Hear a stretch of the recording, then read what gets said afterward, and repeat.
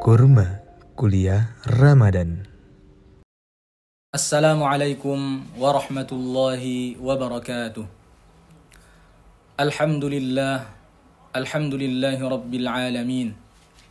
Wassalatu wassalamu ala sayyidina Muhammadin imamil muttaqin wa ala alihi wa sahbihi ajma'in. Wa ba'd. Faqala ta'ala a'udzu billahi minasy syaithanir rajim. Bismillahirrahmanirrahim. Ya ayyuhalladzina amanu kutiba alaikumus shiyam kama kutiba alal ladzina min qablikum la'allakum tattaqun. Shadaqallahul azim. Saudara-saudariku kaum muslimin dan muslimat yang dirahmati oleh Allah Subhanahu wa taala. Ramadhanu tajalla wabtasama. Tuba lil 'abdi idza tanama. Ramadan telah datang dan tersenyum ria. Betapa beruntungnya hamba yang bisa memanfaatkannya. Bicara tentang Ramadan, tentunya tak lepas dari kata puasa. Bahkan ketika Ramadan mendekat, kata-kata yang sering kita dengar adalah, wah, sebentar lagi puasa ya. Karena memang di bulan ini, kita semua sebagai muslim diwajibkan berpuasa. Sejak pertama kali disyariatkan di bulan Sya'ban di tahun kedua Hijriah, dengan turutnya ayat Al-Baqarah 183, A'udzu billahi minasyaitonir rajim. Bismillahirrahmanirrahim. Ya ayyuhalladzina amanu kutiba alaikumus shiyam kama kutiba alal ladzina min qablikum la'allakum tattaqun. Wahai orang-orang yang beriman, telah diwajibkan atas kamu berpuasa, sebagaimana diwajibkan atas orang-orang sebelum kamu, agar kamu bertakwa. Saudara-saudariku, kaum muslimin dan muslimat yang berbahagia, ada 3 renungan menarik yang ingin saya sampaikan melalui ayat ini. Yang pertama adalah perintah puasa. Kata Allah, Ya ayyuhalladzina amanu kutiba alaikumus shiyam. Wahai orang-orang yang beriman, diwajibkan atas kamu berpuasa. Di sini kita lihat, Allah menghimbau terlebih dahulu sebelum memberikan perintah. Itu yang pertama. Jadi tidak langsung memerintahkan, dihimbau dulu kita. Ya ayyuhalladzina amanu. Wahai orang-orang yang beriman.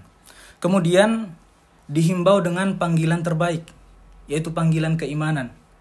Ya ayyuhalladzina amanu. Wahai orang-orang yang beriman.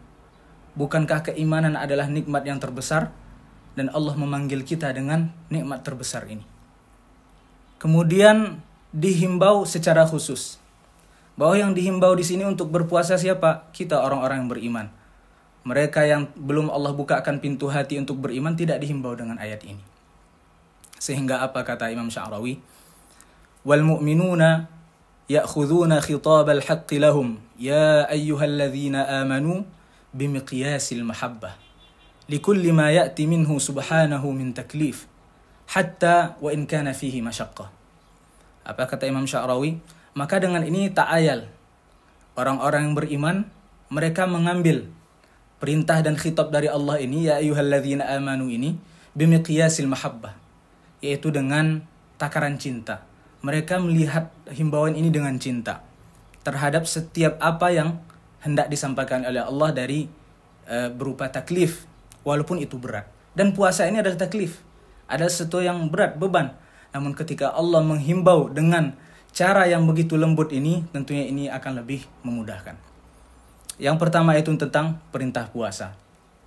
Yang kedua, puasa bukanlah hal yang baru. Potongan ayat selanjutnya adalah kama kutiba 'alal ladzina min qablikum. Sebagaimana telah diwajibkan atas orang-orang sebelum kamu. Lalu di sini timbul pertanyaan, apa tujuan disebutkan hal ini? Bukankah ayat ini ya cukup untuk ayat untuk memerintahkan puasa?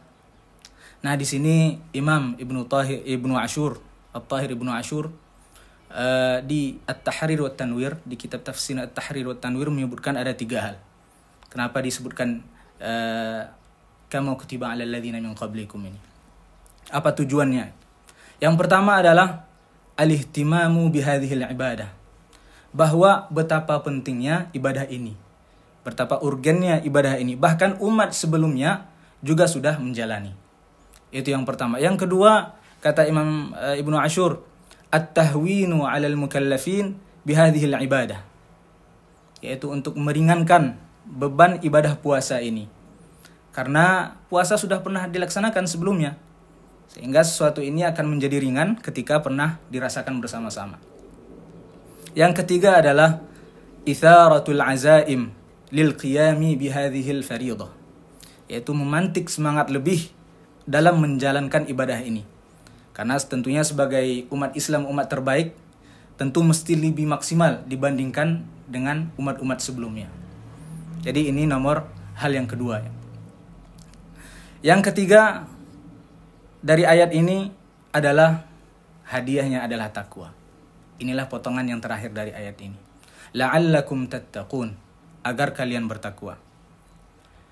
Allah tentunya berhak untuk menyuruh apapun tanpa memberi apapun. Karena Allah adalah Allah Tuhan. Kita adalah makhluk hamba. Namun di sini Allah katakan bahwa ketika kalian berpuasa dengan sebenar-benarnya, maka takwa adalah ganjarannya. Bukankah itu sebuah keindahan? Takwa yang terpancar dengan hubungan baik dengan Allah, hubungan baik dengan diri sendiri, dan hubungan baik dengan orang lain. Dan tidak heran ketika puasa menawarkan hal ini. Karena puasa melatih kita untuk selalu berdua dengan Allah, yaitu melatih al-muraqabah lillah. Puasa juga melatih self-control, yaitu bagaimana melatih diri dengan diri sendiri, dengan menahan diri dari segala hal yang membatalkan.